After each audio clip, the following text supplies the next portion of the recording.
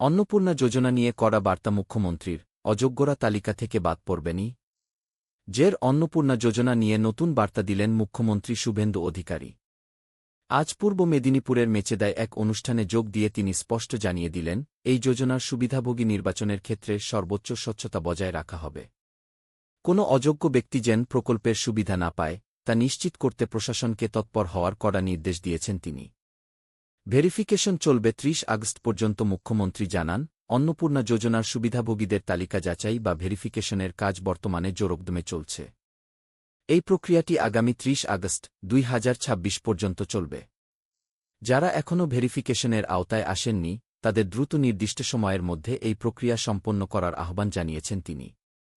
অযোগ্য থাকলে বেরিয়ে যাবেন। পূর্বতন সরকারের সমালোচনা করে মুখ্যমন্ত্রী বলেন, আগের সরকার আর্থিক সুবিধা দেওয়ার ক্ষেত্রে দীর্ঘ সময় ব্যয় করলেও বর্তমান সরকার অত্যন্ত দ্রুততার সঙ্গে কাজ করছে। তিনি স্পষ্টভাবে হুঁশিয়ারি দিয়ে বলেন, যিনি যোগ্য তিনি নিশ্চয়ই সুবিধা পাবেন, কিন্তু যারা অযোগ্য তারা তালিকা থেকে বেরিয়ে যাবেন কি। একই সঙ্গে তিনি প্রকৃত প্রাপকদের আশ্বস্ত করে জানান, যদি উপভোক্তার সংখ্যা ২,০০০, ৫,০০০ বা ৭,০০০ পর্যন্ত বৃদ্ধি পায়, তবুও সরকার সবার কাছে এই প্রকল্পের সুবিধা পৌঁছে দেবে। সাফল্যের দাবি মুখ্যমন্ত্রীর মেচেদার সভায় মুখ্যমন্ত্রী দাবি করেন, প্রতিটি বিধানসভা এলাকায় গড়ে ৩৫ থেকে ৪০,০০০ মহিলা ইতিমধ্যে এই যোজনার সুবিধা পাচ্ছেন। তিনি বলেন, উপভোক্তারা এই পরিষেবা পেয়ে সন্তোষ প্রকাশ করছেন এবং কেন্দ্রীয় সরকারের উন্নয়নমূলক কাজের প্রশংসা করছেন। রাজ্য জুড়ে এই ভেরিফিকেশন প্রক্রিয়া শেষ হওয়ার পরই অন্নপূর্ণা যোজনার চূড়ান্ত তালিকা প্রস্তুত হবে।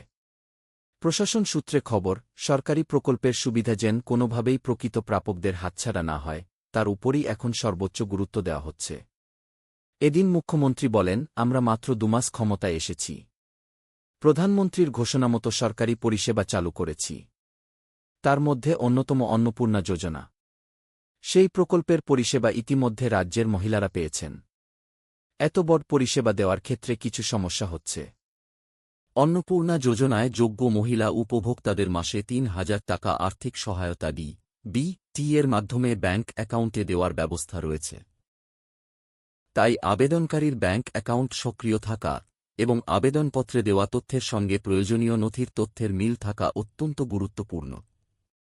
স্ট্যাটাসে আন্ডার ইনভাইট দেখালে আবেদনকারীদের আপাত অপেক্ষা করতে হবে। একই সঙ্গে নিয়মিত প্রকল্পের স্ট্যাটাস পরীক্ষা করা প্রয়োজন, কারণ যাচাই শেষ হলে স্ট্যাটাস ফের বদলাতে পারে।